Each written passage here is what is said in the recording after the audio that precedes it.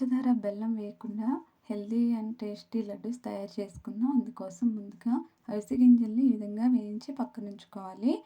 అదే ప్యాన్‌లో బాదం పప్పులు కూడా వేసుకోవాలి.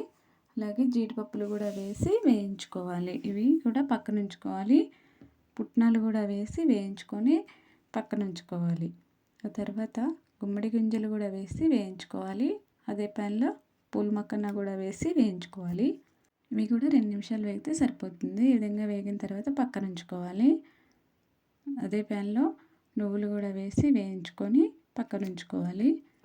ఆ తర్వాత మిక్సీ జార్లో అవిసె గింజలు వేసి మిక్సీ పట్టుకోవాలి. ఈ విధంగా పొడిలాగా పట్టుకున్న తర్వాత ఈ పప్పులన్నీ వేసి మిక్సీ పట్టుకోవాలి.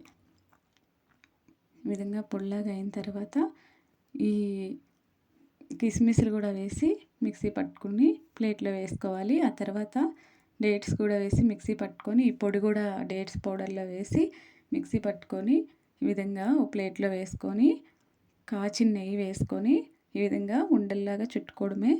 అంతే అండి, హెల్తీ అండ్ టేస్టీ లడ్డూస్ తయారవుతాయి.